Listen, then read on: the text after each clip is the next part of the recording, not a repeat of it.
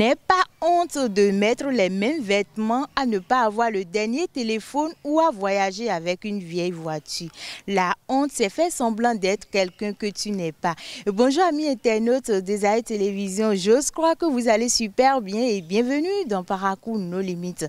Aujourd'hui, je reçois pour vous mademoiselle Astrid Villon, épidémiologiste. Restez avec nous pour la connaître davantage. Bonjour à vous, demoiselle Astrid. Comment allez-vous? Je vais bien, je vous. Ça va aussi. Alors, sans plus tarder, dites-nous, quel est votre meilleur souvenir de la vie? Mon meilleur souvenir de la vie, je dirais que c'est il y a de cela 2 ans, quand j'ai fini avec le festival FAMA et que le bossiste de Paris nous a permis de poursuivre la formation chez lui en photographie, vidéo et graphisme. Et la formation, c'est comment? C'était waouh? Oui, c'était vraiment waouh. On a beaucoup appris dans une bonne ambiance.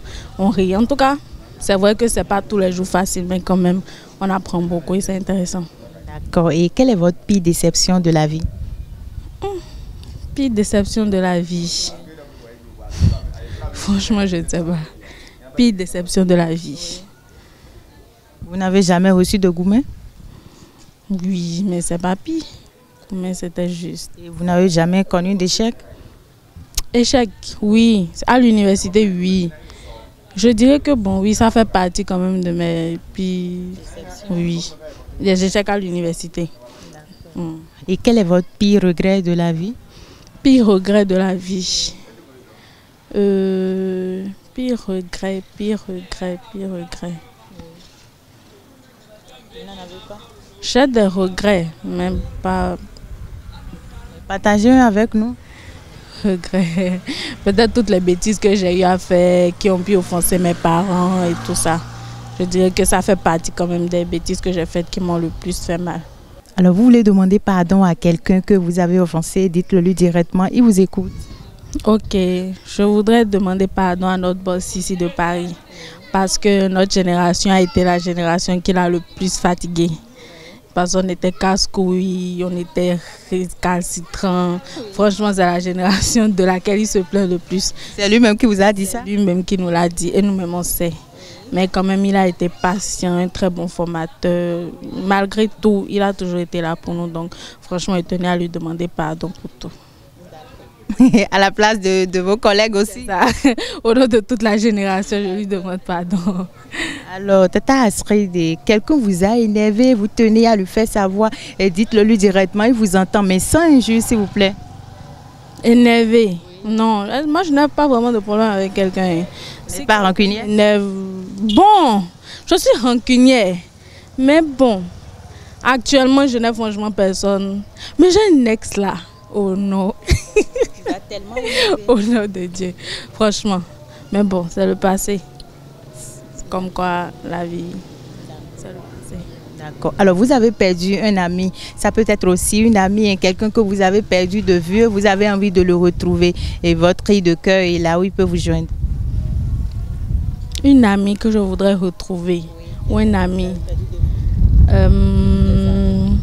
J'avais une amie en classe de 6e qui s'appelait Laëlle.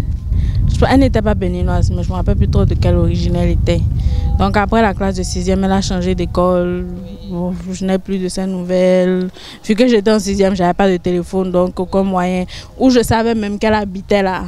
On avait quitté, elle avait déménagé de l'endroit, donc je n'ai plus aucune de ses nouvelles, rien du tout. Donc. Alors si elle tombe sur la vidéo, elle va vous retrouver où? Ah, me retrouver où? Ici à Parcours, non? Oui, pour un temps. Après, je rentre à Porte-Novo. Oui. Vous pouvez laisser votre nom sur les réseaux sociaux? C'est Astrid Villon. Et votre numéro de téléphone? 62 118 81 37 01 devant. D'accord. Alors si on vous donne le pouvoir de Dieu en 30 minutes, et qui allez vous faire disparaître de votre fille et pourquoi? Qui je vais faire disparaître de ma vie? Si jamais on vous donne le pouvoir de Dieu en 30 minutes.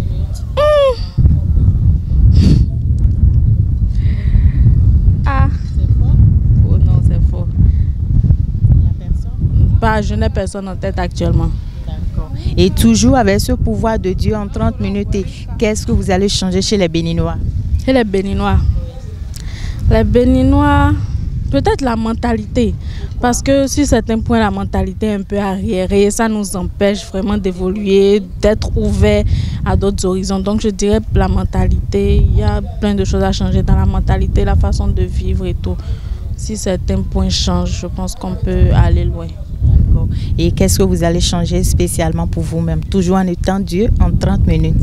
Pour moi-même, oh, je vais me donner beaucoup d'argent. Vous allez devenir riche. Franchement, je vais me donner beaucoup d'argent.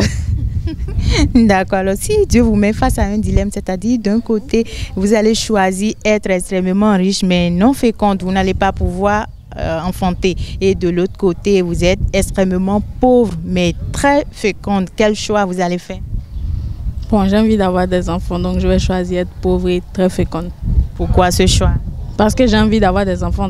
Bon, pas toute femme, non, mais moi, personnellement, j'ai quand même envie de fonder une famille, d'avoir des enfants et tout. Donc, c'est pour ça que mon choix se porte sur ça. Être pauvre et très féconde. D'accord. Alors, Tata Astrid, avez-vous un amoureux? Oui. Il s'appelle comment déjà? Vous pouvez nous souffler le petit prénom? Non. Non. Ça vous dérange? Ça ne me dérange pas, mais je préfère ne pas souffler. Pourquoi?